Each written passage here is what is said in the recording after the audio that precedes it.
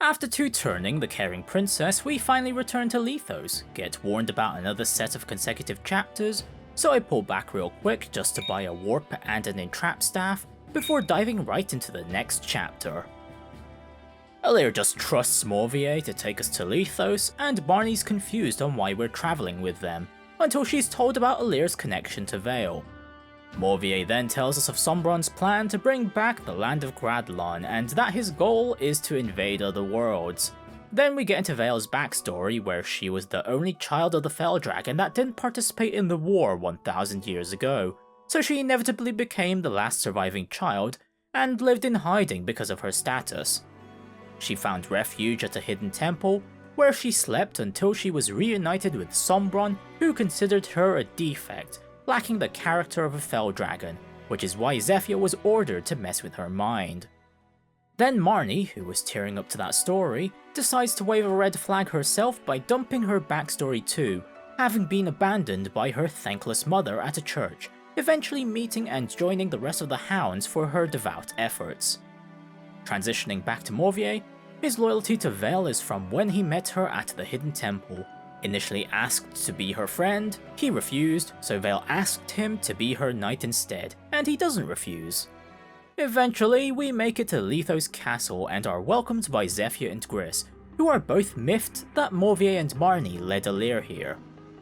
Morvier is quick to declare it was his choice and urges the reluctant Marnie to return to the Hounds.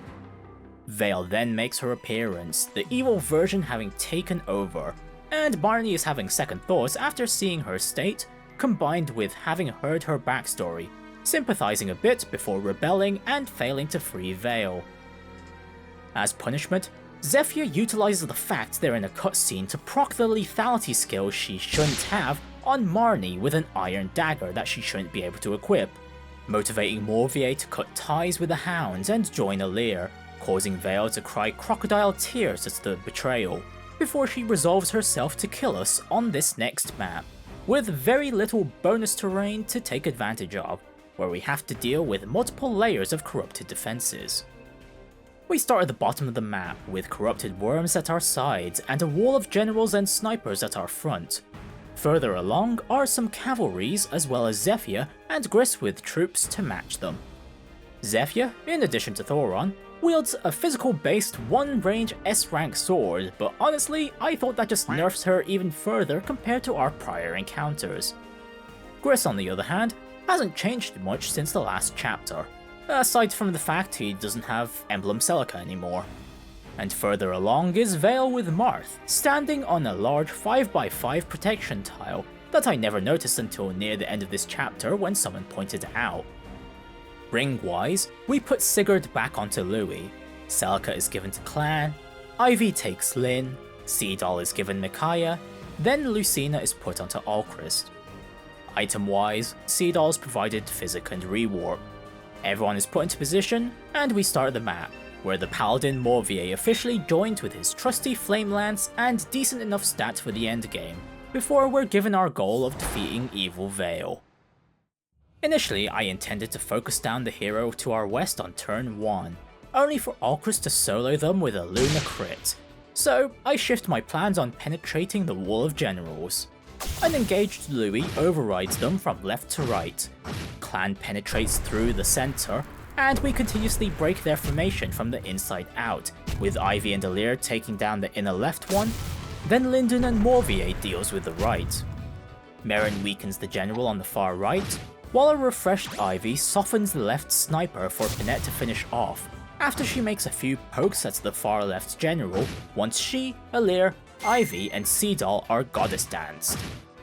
Ivy finishes off the general on the far right, and then she's refreshed one more time to clean up the left one too, which leaves the remaining sniper to perish by a crit from an engaged Alir. And somewhere in the middle of all that, Temera had set up Great Ether as well. This all leads to us attracting Zephyr's attention early, with Pinette thankfully dodging her Thoron shot. The upper right Lance cavalries try their best to break through our frontliners, and thanks to Zephyr coming down, her Wyvern Knights join her, with every remaining enemy in the big hall approaching us, as Wyvern Knight reinforcements appear where we started, effectively surrounding us for turn 2. Down comes Great Ether, and as such, I attempt to set up a defensive position between the middle pillars on the left side, as the Corrupted Worm's range on that side hasn't fully encompassed that area compared to the right side. And well, Alchrist is there too, so we have him catch up to engage and set up Bonded Shield. Panette engages too, and makes the area safer by destroying the closest Bow Knight. Most of our cavalries follow suit, with Clan taking the southern Bonded Shield spot. Merrin performs a hit and run, having swapped to Ephraim for the healing, and Temera closes the gap between Panette and Alchrist to make 4 of the tiles risk-free. A refreshed Merrin takes the opportunity to heal some more, whilst simultaneously hobbling another Bow Knight with her debuffs, and then Ivy fortifies our position with the illusions from Core Doubles. Alir and Louis, on the other hand, go between the upright pillars, diverting some of the enemy's attention, while our defensive position succeeds against the onslaught, though unfortunately the threat of the Corrupted Worms and additional reinforcements plague both sides on turn 3, sort of forcing us to make our way back to the center. On the left side, Alchrist starts off strongly by sniping one of the Wyvern Knights. Fogado engages and torrential roars to eliminate one of the Bow Knights, while also simultaneously freezing the Wyvern Knights near it so we can ignore them. Temera finishes off another Bow Knight, and then Fogado is refreshed to freeze 2 more Wyvern Knights in the south with Dreadful Aura. Ivy boldly moves out to call another set of doubles, Merrin starts debuffing Zephyr, and Clan finishes off the last Bow Knight. With only 2 Wyvern Knights at the south being able to move, I have Morvier and Panette close the hole between them and our squishier units while simultaneously breaking Zephyr's first Revival Stone, leaving Lyndon and Jean to freely finish another Wyvern Knight together. As for the Northeast duo, they pivot around a distracted Wyvern, with Alir using Blazing Lion on them to keep the reinforcement attacks on him to a minimum.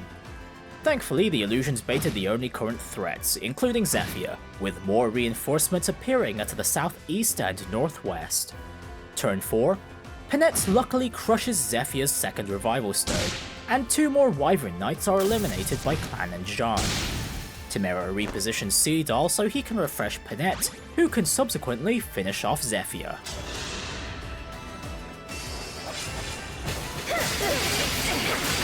Whatever it takes. Quite strong. Perhaps you do have what it takes.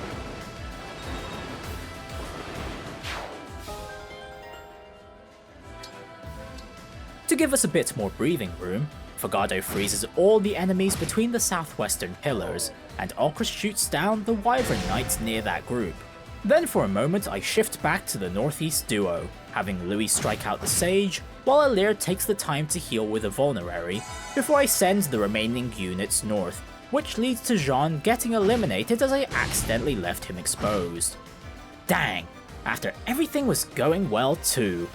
I go back to after Alir healed himself, and have Ivy aggro Gris with Astra Storm, since we'll be in a good position to continue moving forward, and she covers one of Jean's sides after checking she won't get doubled by the Wyvern Knight, which leaves Merrin to cover the last exposed spot.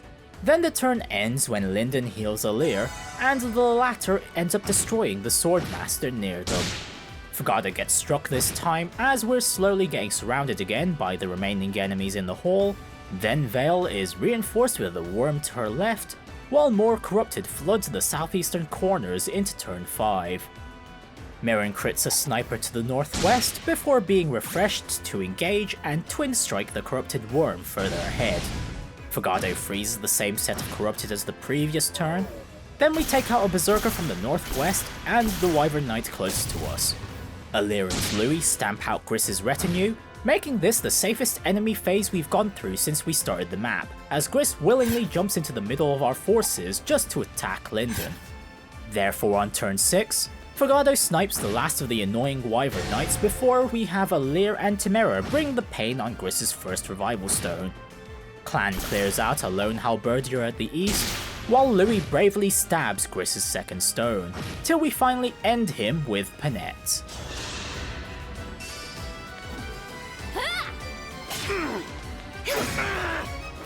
I'll beat you to a pulp. Exquisite. means no more pain. And who needs that?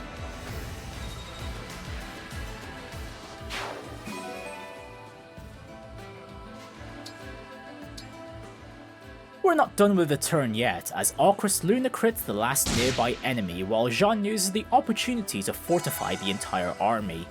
A refreshed Fogado uses the Vein of Water to delay the enemies behind us, then another worm appears near Veyle, with more reinforcements appearing to our direct east and west, pretty much trying to hurry us up. Which I tried to do on turn 7, with the idea of entrapping Veyle, which I couldn't even do as it's blocked by the Anchor skill. So we just continue getting closer to her normally, while slaying the foes on our tail, causing Louis and Alir to take the brunt of the damage.